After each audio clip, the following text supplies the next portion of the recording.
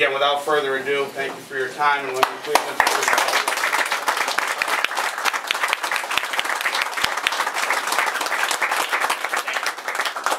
First of all, I am awed and humbled, not by just the turnout tonight, to come out in 20-degree weather, or the 110 or 20 people we had at Joyce's last week, but as Frank has alluded to, and as Tommy has alluded to, I've been around politics for a long time. I started when I was about 12 years old in my father's first House of Representatives campaign, which he won, and the effort and the magnitude of the effort that was put forth is nothing short of staggering, jaw-dropping, and humbling, for lack of a better word.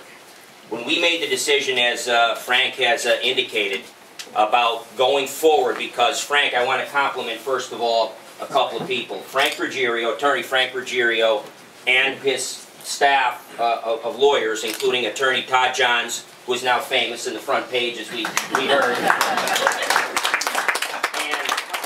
And as well as is Attorney Pat Kane as well. Pat's there as well.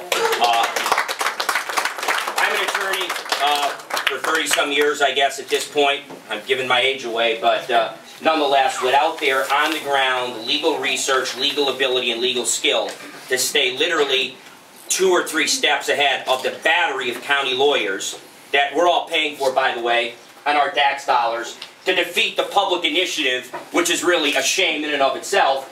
Without their help and what they did, their legal, both intelligence, fortitude, and intuitiveness, we would not be in a position to legally be ahead of them by 3 steps as we are. So Frank, tremendous, tremendous job, and thank you for that, that briefing.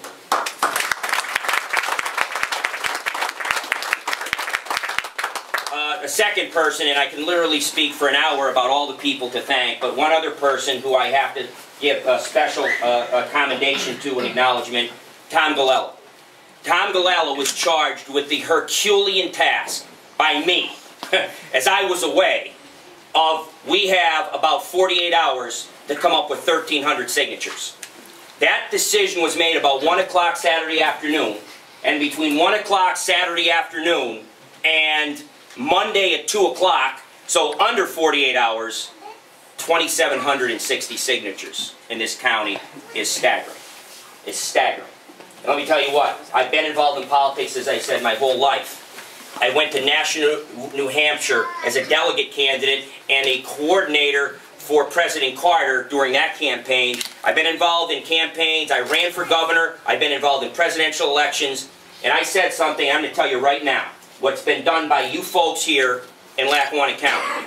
If the President of the United States sent his national campaign team, the James Carvilles of the world, to northeastern Pennsylvania to sign a petition for the President, they could not have gotten 2,700 signatures in under 48 hours.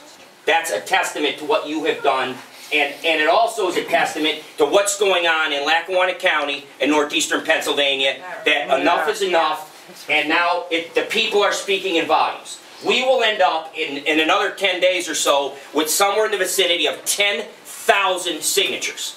And that's a testament to the hard work in this room, and it's been orchestrated by my good friend Tommy Galello. And it's just fantastic.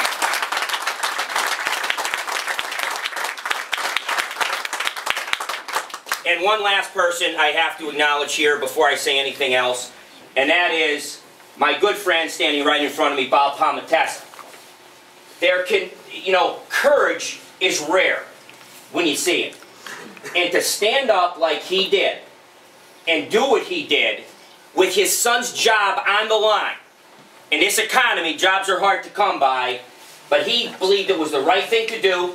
There was no prodding from me, and there was no prodding from Attorney Ruggiero. He believed it was the right thing to do, and he stood up and he did it and ended up on the front page. But in doing so, he shined a light that democracy needs to run efficiently on what's been going on there for longer than any of us can care to remember or know about. And it exposed the belly of the beast and how business gets done. Threats, intimidation, coercion, politics, backroom deals. To beat who? To beat who? This is about Chuck Volpe. I'm not a candidate for anything. This isn't an issue of personalities. This isn't about he said, she said. they're employing all the resources of government that we're paying for to be us and them, the people that elected them, the taxpayers. Offensive. It's wrong. But people like Bobby Palmatessa stood up and did a great service for our cause, because the more light we shine on this, the better our chances. I read somewhere sunshine is the best disinfectant. That's true. And we're going to be shining a lot of lights on a lot of practices, and you've seen some of them already. So thank you, Bob.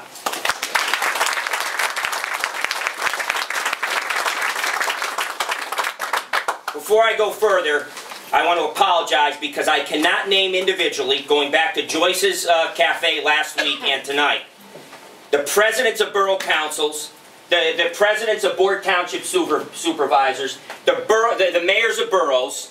We have two candidates for sheriff, Nikki DeSando and Robbie Mazzoni here, and their support is welcomed and appreciated. Thank you both. In fact,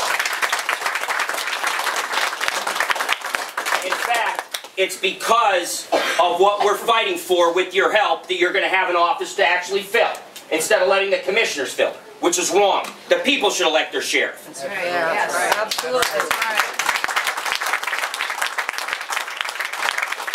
I also want to commend the 3 elected state representatives that encompass a significant part of Lackawanna County that were there last week, and they have representatives here tonight. But I want to call out special thanks to your representative up here, Frank Farina. I want to call out attention to Representative Sid Michaels-Kavulich, Down Valley. And I want to call out Representative Kevin Haggerty, who was not here tonight because he's having his kickoff, a fundraiser, his first one for the year, down in Dunmore. They were all there last week.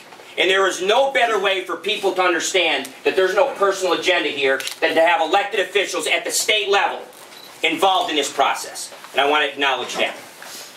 But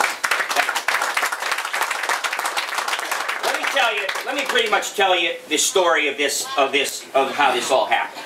Okay? And there's a couple of issues I'd like to get out right away so we understand. I have been asked, in fact, I believe the rumor is being started, that somehow I am doing this because I want to become a candidate for county executive if our move is successful. So I want to say what I said to the press, what I said in radio interviews, and for all of you here, my friends and our friends, I shall not be, I shall not accept, and I will not seek the office of county executive, elected county executive, if we're successful in our movement. This isn't about agendas, and if I have to make the sacrifice of taking myself out of the running, which I am doing here tonight publicly for the rest of history, then I'll do it. Because it isn't about Chuck Volpe. There is no agenda. I have no interest. We do no business with Lackawanna County, nor will I do business with Lackawanna County. We're fortunate enough we insure several hundred municipalities right to the Ohio border, and we're not doing business here, not because we can't, especially since a number of our employees live and work here, but because that will become the reason. That there's got to always be a reason why somebody does something. It can never be just because, you know what, it's the right thing to do.